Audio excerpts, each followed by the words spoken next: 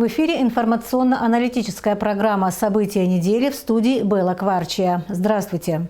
На прошедшей неделе случился ряд важных для страны событий. В их число, безусловно, входит начало нового учебного года. Событие было долгожданным и радостным, в том числе и из-за карантинной паузы в учебном процессе весной этого года.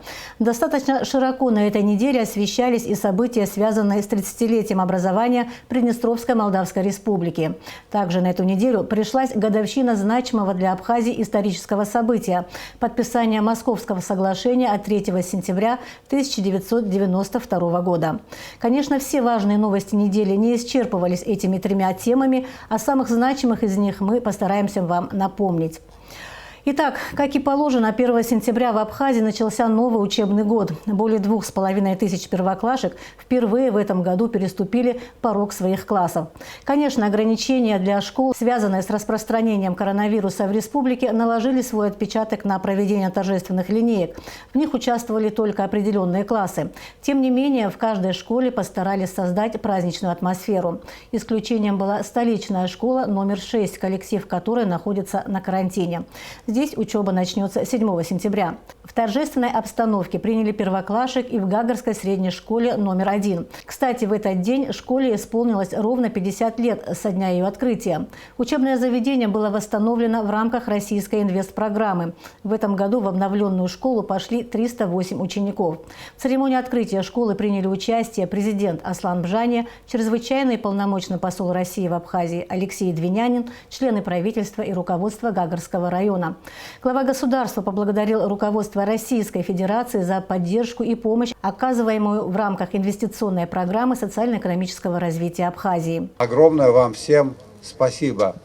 Такие страницы нашей истории дают нам повод и основания уверенно смотреть в наше будущее. После того, как прозвучал первый звонок, министр просвещения и языковой политики Инал Габлия, глава администрации Гагарского района Юрий Хагуш, директор школы Ханна Гунба разрезали красную ленту, символизирующую открытие здания. В среднем общеобразовательном учреждении 4 корпуса, 2 учебных, актовые и спортивные залы, которые соединены между собой закрытыми внутренними переходами. В школе 48 учебных и 8 лабораторных кабинетов, оснащенных необходимым инвентарем и оборудованием. Первый звонок прозвенел и в Сухумской второй средней школе, где к 1 сентября были уже полностью завершены все ремонтно-восстановительные работы после пожара. В этом году Сухумская вторая школа имени Пушкина встретила своих учеников в 150-й раз. Впервые ее порог переступили 108 первоклашек. Всего в Сухумской второй школе обучаются 1264 ученика. Так как занятия проходят в 2 смены, уроки будут начинаться в половине 9 утра. При этом все предписания и рекомендации СС по снижению риска возникновения и распространения коронавирусной инфекции здесь будут соблюдаться. Сегодня измеряли остальным, кроме первоклашек, температуру, дезинфицировали руки. Дальше вот такие мероприятия будут проводиться: дезинфекция классов, проветривание помещений, увлажнение воздуха. Все минимальные меры, которые в наших силах провести. Для первоклашек уроки будут, длительность урока 30 минут. Между уроками 10 минут перемена, большая перемена после второго урока, у них же 4 урока всего. Для остальных классов уроки по 35 минут. 1 сентября в городе Новый Афон в торжественной обстановке был открыт и детский сад Алашара, отремонтированный в рамках российской инвестпрограммы. Строительство объекта началось в 2017 году. Сметная стоимость его составила 136 миллионов рублей. В день открытия детское дошкольное учреждение посетили президент Аслан Бжания. Спасибо всем, кто оказал нам большую материальную помощь при открытии детского сада. Материально-технической базы детский сад оснащен. Есть какие-то маленькие недочеты, но это все мы исправим во время своей работы. В общем, мы довольны работой и постройкой Новоафонского детского сада. А уже 3 сентября в поселке Дранда в торжественной обстановке открылся новый детский сад Куараса. Детский сад восстанавливался много лет за счет средств Государственного комитета по репатриации при поддержке Датского совета по беженцам. Воспитанники садика подготовили концертную программу. В этом году детское дошкольное учреждение приняло 70 детей.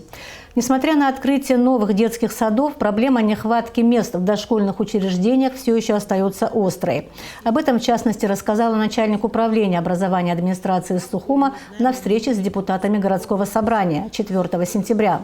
На сегодняшний день с 2019 года до 2021 нашего года 1700 заявителей и заявлений лежало в управлении образования для того, чтобы отправить наших деток в дошкольное учреждение. Мы приняли всего-навсего по нормам, приняли в дошкольное учреждение 640 детей. То есть 1100 заявлений мы не рассмотрели. Возникает вопрос, куда родители должны отправить этих детей? Никуда. Мы каждому родителю объяснили, что в первую очередь попадают в категорию многодетных семей и так далее.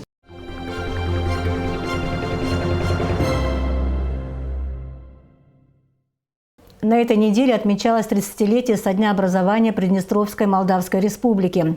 Президент Абхазии Аслан Бжани сделал видеообращение по этому случаю, в котором поздравил президента Вадима Красносельского и народ Приднестровья с этой торжественной датой. А в Центральном выставочном зале Союза художников Абхазии 2 сентября открылась фотовыставка, организованная представительством Приднестровья в Абхазии. Всего в экспозиции около 75 фотографий. На них запечатлены памятники культуры, портреты видных государственных деятелей, учителей, важные исторические моменты.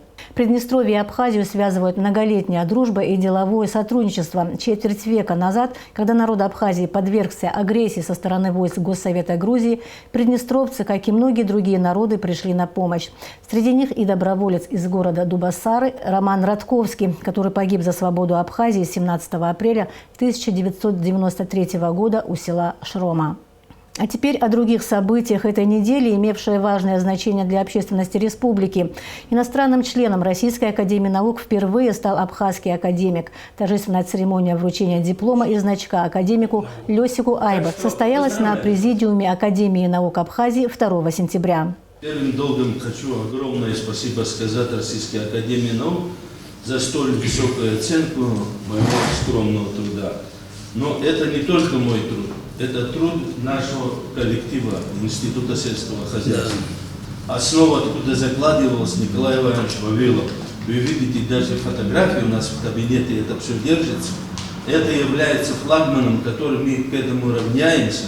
Знаем, откуда все началось, аграрная наука. По мере возможности потихоньку это продолжается. В планах футбольного клуба «Зенит» открыть в Абхазии филиал футбольной академии. А пока Госкомитет по делам молодежи и спорту проведет онлайн-курсы категории «Д» для детско-юношеских тренеров по футболу с выдачей лицензий, подтвержденной Российским футбольным союзом. Программа организована под патронажем Санкт-Петербургской футбольной академии «Зенит». Обучение пройдут 27 тренеров, работающих с детьми в городах и районах Абхазии и не имеющих соответствующей лицензии. Тренеры должны иметь российское гражданство. Это обязательное условие заключенного договора. Обучение в формате видеоконференции будет проходить с 7 по 18 сентября в Национальной библиотеке имени Папаскир в Сухуме. Самая главная сторона, что мы совместно открываем академию, заключается в том, чтобы они будут смотреть наших самых лучших детей, и по их просьбе договор будет контракта составлен так, что самые перспективные дети сперва должны посмотреть, их должны просмотреть в «Зените», Ленинград, а потом, если что не получится, то можно в другие клубы. И они со своей зарплатой, со своей экипировкой для детей, это все они будут делать для нас, для нашей Абхазии, для наших детей. В онлайне это все тренерские, это лицензия по категории С, Б, Д. По категориям с этой лицензией можно нашим тренерам тренировать еще и в России тоже. К другим событиям. В субботу, 5 сентября, первокурсники Сухумского высшего общекомандного военного училища Министерства обороны Абхазии присягали на верность Родине. Традиционно торжества начинались с возложения цветов к памятнику защитников Отечества в Парке Славы. В этом году после сдачи вступительных экзаменов курсантами СВОКу стали 23 человека. В течение месяца они прошли курс молодого бойца в учебном центре оборонного ведомства. От имени руководства Министерства обороны первокурсников с принятием военной присяги поздравил начальник управления боевой подготовки Беслан Мушба.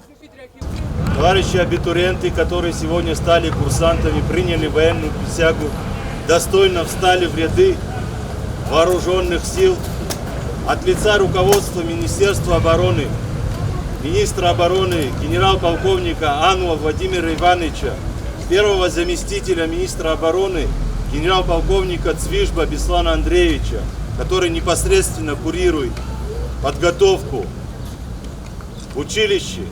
Хочу вас поздравить с этим днем. День присяги – очень знаменательный, трепетный день в жизни каждого воина. Вы достойно и ответственно подошли к этому дню. Гордо носите звание офицера, воина Вооруженных сил Республики Абхазия. На пути становления, что мы подошли к этому дню, было пролито очень много крови, было сделано очень много дел нашими отцами и дедами, и мы должны достойно носить это звание и защищать свою Родину. Слова как честь, Родина, достоинство для вас теперь непростые слова. Это ваш девиз на всю жизнь. Шепсадгил шагамзад, шепсадгил ахчера шадзамхад. Сухумская городская клиническая больница номер 2 начнет работать в прежнем режиме 15 сентября, сообщил агентству Апсны Пресс министр здравоохранения Абхазии Тамаз Сахнакия. Он отметил, что в медучреждении уже проведены все необходимые санитарные мероприятия. В настоящее время в больнице работает только рентгеновский кабинет и кабинет по забору биоматериала для ПЦР-диагностики. Как сообщалось ранее, оказанием экстренной помощи занимается республиканская больница.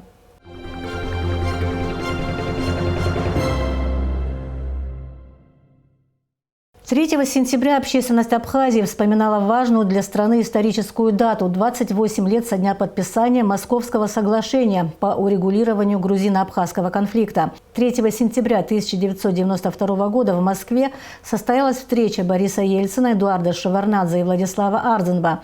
Трудные переговоры завершились подписанием итогового документа, который предусматривал прекращение огня, вывод грузинских войск, обмен военнопленными, обеспечение возвращения беженцев, которых к тому времени насчитывалось уже несколько десятков тысяч человек.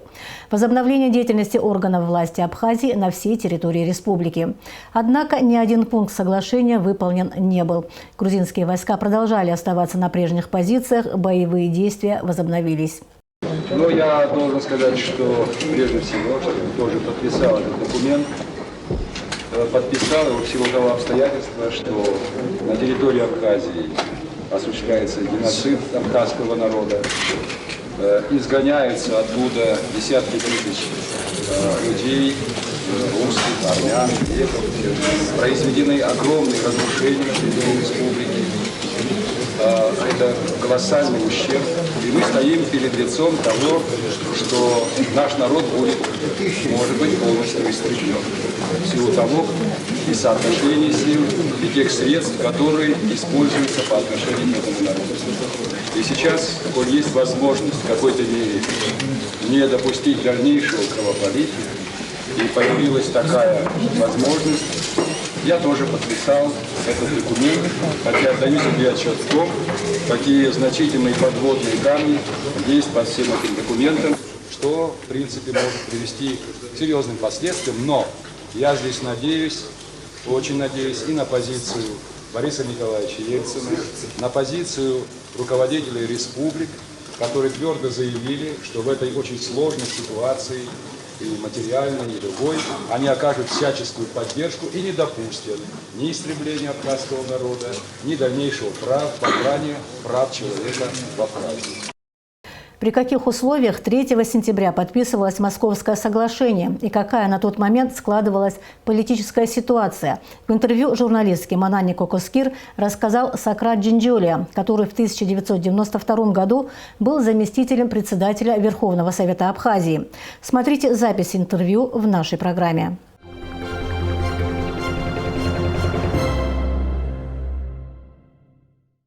3 сентября в Москве состоялась встреча президентов России Бориса Ельцина, президента Грузии Эдуарда Шеварднадзе, руководителей Абхазии и руководителей республик Северного Кавказа. Для того, чтобы поговорить на эту тему, мы пригласили сегодня Сократа Рачевича Джинджал. В те военные годы он был заместителем председателя Верховного Совета Абхазии. И вот буквально прежде чем мы начнем нашу беседу, в двух словах немножко о политическом фоне, который показывал картину начала войны. Уже шел 15-й день войны. Грузия вот этим военным походом своим под кодовым названием «Меч» хотела таким блицкригом пройтись по территории Абхазии. Но ничего у них не получилось. Они решили наши взаимоотношения решить путем вот такого военного насилия. Благодаря тому, что буквально на второй день кинулись нас защищать добровольцы. И надо сказать, что, конечно, военно-политическая обстановка была очень серьезной. Но уже сам факт этой встречи, Сократ Рачевич, мне кажется, уже сам факт о чем-то говорил. О чем? Да, ну вот вы сами сказали, что шел 15-й день войны. Грузия рассчитывала на молниеносную, значит, победу молниеносную. Ничего этого у нее не получилось. Мы помним с вами выступление к тому времени Каркарашвили. 31 августа было. Помните, он обещал уничтожить всех абхазов, положив на это там соответствующее количество грузин. Ему никого не жалко было, такой рыцарь был, по выражению Шеварднадзе. О чем это говорит? Нет хорошей жизни Каркарашвили с такими угрозами выступал. Если бы у него дела шли блестяще, покорение Абхазии, конечно, он бы абхазов называл своими братьями, наверное, и говорил бы о том, что он пришел делать добро и прочее. А тут, видите, он говорит об уничтожении их. И с яростью набрасывается на добровольцев из Северного Кавказа, которые его никак не устраивают. А как они могли его устроить? Он понял, что молниеносной победы не будет. Он подумывал даже о том, будет ли эта победа вообще, так сказать, уже, потому что сопротивление оказывали ему люди, совершенно неподготовленные к войне. Люди, которые в большинстве своем не держали оружие никогда. Люди, которые не были организованы, подготовленные какие-то отряды, войска, воины, армии какой-то, значит. Это были люди, ополченцы. Ополчение первое время оказывало. У нас даже Министерство обороны не было свое, оно позднее возникло. Вот. И вот то, что, значит, вот такое сопротивление им оказали, они стали искать какой-то другой путь. Какой другой путь? Шеварднадзе, изощренный в политических играх человек, руками своих союзников в Москве хотел, так сказать, добиться сохранения территориальной целостности. То есть ускользающую из рук Абхазию надо было как-то остановить. Он понимал в душе, что войной этого достичь уже невозможно. Раз в 15 дней ему не удалось решить эту проблему войной. Тогда дипломатическим путем одновременно можно выглядеть, знаете, миротворцем, который хочет, так сказать, прекратить войну. А кто начинал ее? Абхазы. Он начал войну. Выглядеть человеком, который, так сказать, прекращает войну и сохраняет территориальную целостность Грузии. В этом протоколе каждый из участников этой встреча она называлась, вы сами сказали, встреча президента России с президентом Грузии Шеварднадзе. При участии Ардзинпе и всех остальных, при участии. То есть какая роль была предопределена участникам этой встречи? Обсуждать будут Шеварднадзе и Ельцин, соответственно, они будут принимать решение, оно уже было заготовлено, а эти люди должны согласиться с их решением. В протоколе подписи так и стоят. Стоят Шеварднадзе и Ельцин, как участники вот этой встречи, а остальные под шапкой согласились. Согласились. Вот так написано, значит, в этом потом следуют подписи. И членов российской делегации, абхазской делегации и грузинской. Они должны были просто согласиться. Никто не рассчитывал на то, что Ардзинпе здесь будет сопротивляться, потому что поставлены такие условия, когда весь свет кажется против него. И война так сказать, неподготовленная республика к этой войне. Никаких ресурсов нет, ни военных, ни материальных других. И руководители республик Северного Кавказа нажимают. Они говорят, надо согласиться с тем, что предлагают сейчас, потому что может быть хуже. Ельцин каждую минуту говорит, с пустыми руками отсюда уйти нельзя, потому что это такая встреча, на которой должны решиться все вопросы, иначе будет плохо, иначе будет. И представьте себе положение Ардзинба, который отвечает за целый народ, хоть и малочисленный, а такая ответственность еще выше. Тут надо обратить внимание вот на те слова, которые он сказал в конце, когда вот они вот пожимают руки, вот здесь вот насильно. Да. Ельцин устроил он рукопожатие, и там выступал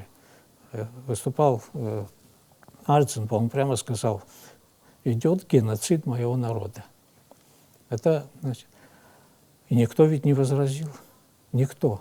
Там мог возмущаться Шеварднадзе, мог Ельцин сказать на правах хозяина, ведущего эту встречу в Кремле, мог сказать, ну какой геноцид, так сказать. Все молчали, потому что прекрасно понимали, что идет совершающий этап геноцида абхазского народа, который начался давно, очень давно, с XIX века. Вот все участники этой встречи понимали вот такое катастрофическое положение абхазского народа.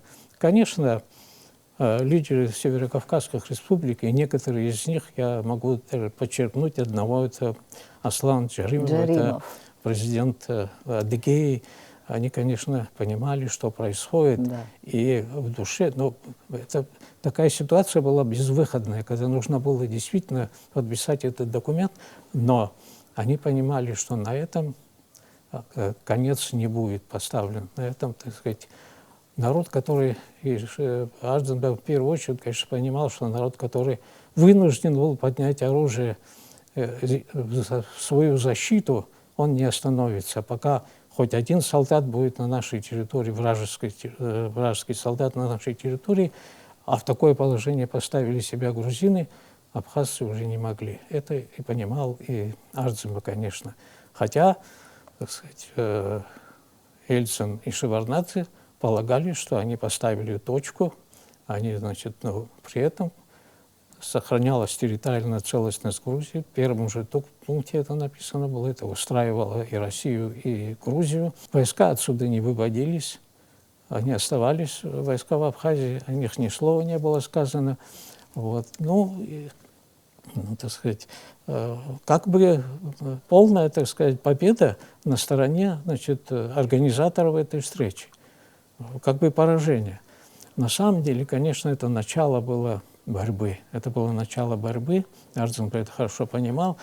И вот то, если, так сказать, от официальной вот этого документа отойти и прочитать стенограмму выступления, то станет понятно, что из простого участника встречи, приговоренного к такому документу, Ардзинба, значит, превратил эту встречу в переговоры, настоящие переговоры. Он вел, яростно боролся за каждый пункт, и мы все знаем, об этом много раз говорилось, основные, очень, так сказать, ни один пункт там не устраивал Абхазию, но были очень морально невозможно было, которые принять осуждение, например, добровольцев, прибывших с Северного Кавказа и прочее. Это все удалось убрать благодаря его усилиям. Об этом много раз говорили, но это надо постоянно подчеркивать, потому что даже в этой ситуации, когда, казалось бы, ну подумай ты о собственном народе, ну что там, ну братья, да, они пришли защищать, и все, ну уничтожение идет. Нет, он, так сказать, вот эта моральная сторона этого вопроса настолько была для него высока, что он согласен был оставить все другие, так сказать, конечно, с тайной мыслью на то, что, конечно, ситуация, она должна разродиться совсем по-другому, но такие пункты были убраны.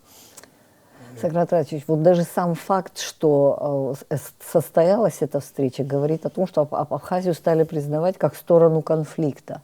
Ее же вообще не признавали как сторону конфликта. Ну да, конечно. Считалось, что Грузия переставляет свои войска на территории своей республики.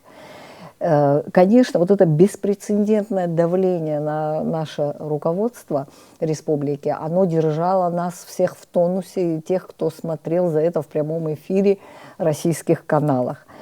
Я вот хочу для нашего молодого поколения, которое родилось после войны, немножечко сказать о том, что был составлен документ, который был скоординирован с Грузией, без учета пожеланий абхазской стороны. То есть этот документ был совершенно нам не выгоден. В частности, они хотели, чтобы мы согласились с тем, что Грузия ведет себя здесь законно. То есть, вот, например, соглашение включало в себя сохранить территориальную целостность Грузии, сохранить грузинские войска на территории Абхазии по Гумисте, по Гагре, по Восточному фронту. То есть вот в этих точках локальных конфликта. И потом осуждение добровольцев и так далее. То есть ни один пункт этого соглашения нам выгоден не был. Как можно было рассуждать и обсуждать тему, которая совершенно была для нас неприемлема? Вот вопрос еще, да? Удивительно. Что касается вот стенограммы, Сократ Радиевич, я вот ее когда прочла, именно стенограмма показывает о том, какое же было напряжение в момент, когда это подписывалось. Дело в том, что Россия здесь выступала не только как третья сторона, она еще была как посредник, правильно? Я говорю ее как третья сторона, потому что добровольцы все-таки, это же граждане России, считаются они, и тут они участвуют. То есть она была вовлечена в этот конфликт, Россия, и выступала здесь еще и как посредник. Но надо отдать должное, все это было со стороны очень грубо совершено Ельциным. Я помню, как мы все нервничали, когда смотрели эту хронику. Ну да, спокойно нельзя было смотреть на все это, конечно. Сократ Васильевич, вот я бы хотела еще зачитать стенограмму. Вот Владислав Григорьевич, его реплики. «Если мы хотим остановить войну, надо вывести грузинские войска». И после того, как все подписали этот документ, Ельцин вдруг выдает такое: «Несмотря на возражение Владислава Григорьевича, прошу внести шампанское, чтобы отметить событие».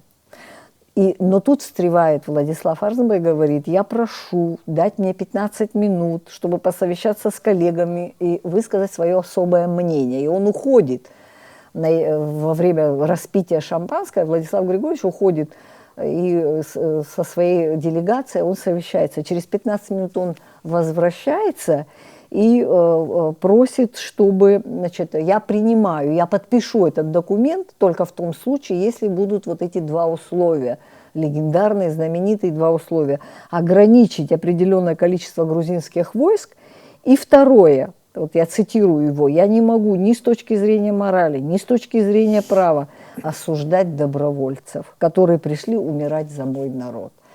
И вот тогда, когда он сказал эту фразу, Ельцин, уже, наверное, разгоряченный шампанским, он, в принципе, согласился на эти пункты.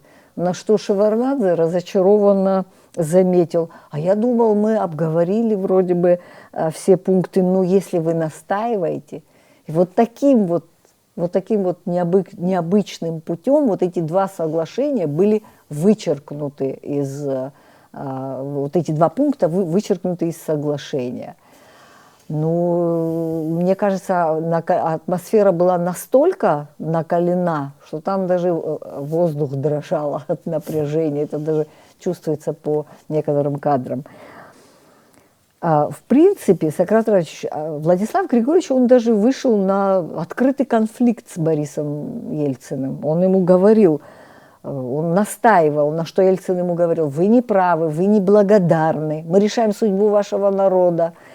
Владислав Григорьевич на это отвечал: «Я понимаю, что вызываю ваш гнев. Мы, конечно, маленький народ, но я перед Богом говорю, что это несправедливо». Он все равно гнул, как говорится, свою линию. И Ельцин говорил такие исторические фразы: «Мы, не подписав, отсюда не уйдем. Кто не подпишет, тут пусть думает, он за свой народ или против своего народа». То есть, в принципе, приперли его в угол и заставили подписать. Но подписано было все-таки с учетом 2 серьезных пунктов. Конечно, это соглашение имеет, несмотря на все изъяны для нашей стороны, имеет историческое значение. Это была первая попытка остановить войну. Первая попытка со стороны России. Как бы оно там, под каким бы соусом ни подавалось, была первая попытка. То есть всем было понятно, что идет кровопролитная война, не конфликт какой-то, что гибнут люди, что разрушается хозяйство республики, и нужно было какие-то меры принимать. А тут вовлеченным оказалась, как вы уже сказали, Россия, потому что тут граждане России уже добровольцами воевали. Конечно, нужно было каким-то образом, значит, положить конец. Ну и, как Шеварднадзе говорит, они договорились таким образом прижать, так сказать, Владислава Григорьевича к стене, что называется, к стенке, и заставить его подписать документ, который он никогда бы не подписал при других условиях, и таким образом, еще раз повторяю, сохранить территориальную целостность Грузии, что было для него превыше всего, ну, оставить войска, как там было написано, для охраны железной дороги и прочее. Это ведь причина была начала как бы войны, ввода войск им обозначено. И вот он, так сказать, как бы оправдывая, и в этот документ внесли, значит, вот эту фразу тоже. Вот такая задача стояла перед Ельциным и Шеварднадзе. Ельцин, так сказать, как миротворец выступал, который положит конец этой войне. Это первое благое дело его на посту президента Российской Федерации. А Шеварднадзе, значит, решает свои сугубо задачи, о которых я уже сказал. Вот. А остальное никого не интересовало. Но остальное, главное, это было то, что потом могло произойти, то, о чем думал Ардзинбе. А думал он о том, что сопротивление абхазского народа будет оказываться до тех пор, пока последний грузинский солдат будет находиться на нашей территории. И, так сказать, будут добровольцы, не будут добровольцы, не имеет никакого значения для Абхазии. Когда речь идет о жизни и смерти, все равно будут себя защищать. А что добровольцы придут, в этом тоже сомнений не было, потому что первые же дни войны показали, что добровольцы, вот зов крови, как бы говорит, мы проснулся в них, и они, так сказать, пришли для того, чтобы ценой своей жизни защитить независимость, свободу, независимость Абхазии. Все понимали, все участники встречи понимали, что точка не будет поставлена в этом. Вот интервью Владислава Григорьевича, которое он дал Руслану Хашик в этом самолете на обратном пути, там все сказано фактически. Там все сказано. Там постепенно Владислав Григорьевич возвращается к своей нормальной, вот такой вот, к своему нормальному состоянию бойца, такого, который продуманно все, так сказать, взвешенно, так сказать, оценивает все, что произошло, и говорит о будущем. Это там пророческие слова есть, там сказано все, сказано о том, что, значит, эта борьба будет продолжаться, и она достигнет своей цели, то есть освобождения. Он никогда не падал духом. Да, никогда не падал.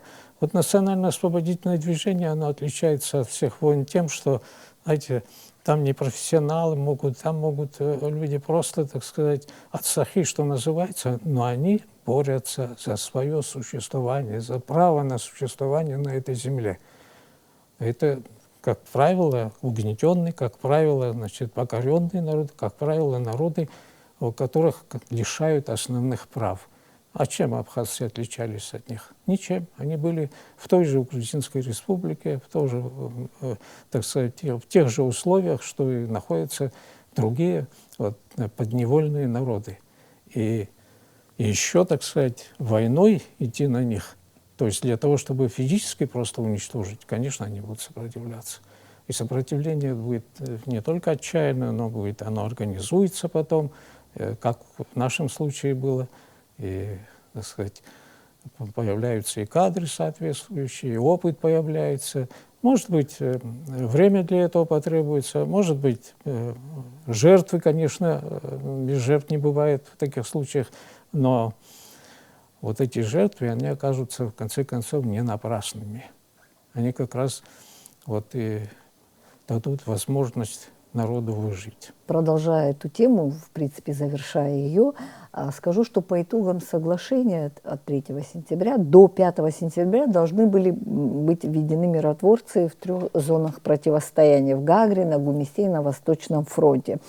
А также создавалась комиссия по контролю инспекции. Кстати, эта комиссия потом собиралась очень много раз. Она даже заседала 2 октября, когда было взятие Гагры.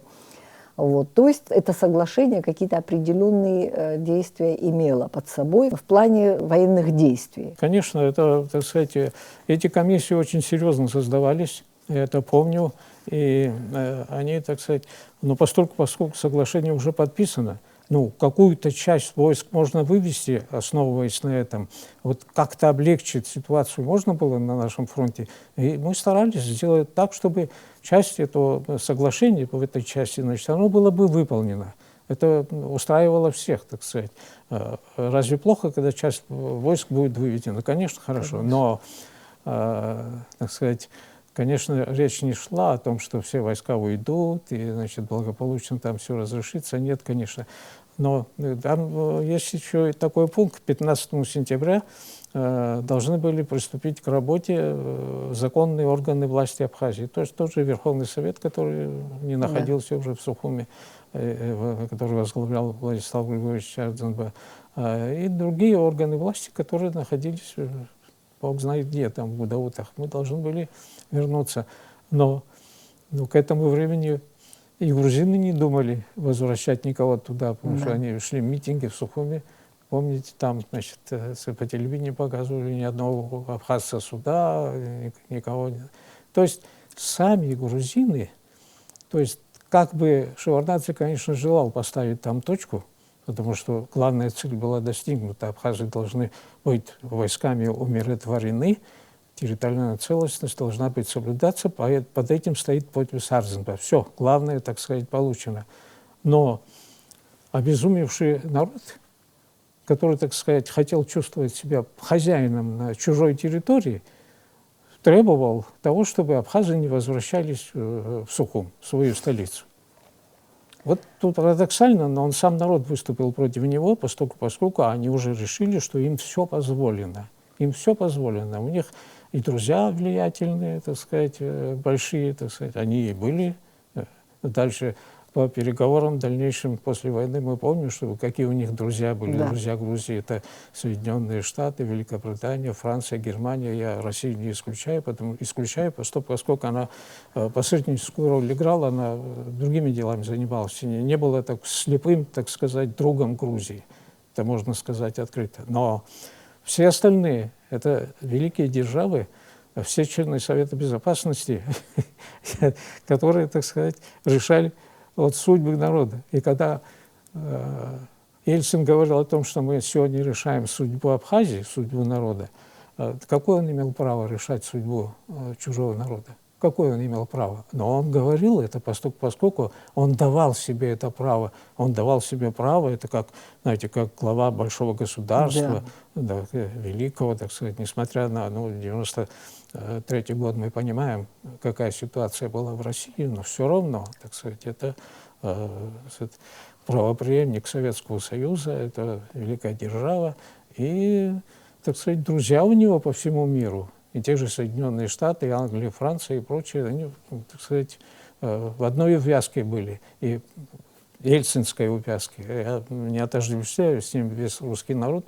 поскольку очень хорошо знаю, как остальной русский народ относился ко всем этим делам, вот, и к нам, и прочее. Но руководители решают. Руководители, вот они и решали таким образом. И позволяли себе говорить о том, что мы решаем судьбу вот народа, вашего народа, и потому ты должен подписаться. Да. Судьбу этого народа, Арзенба понимал, что судьбу народа решает народ, и он.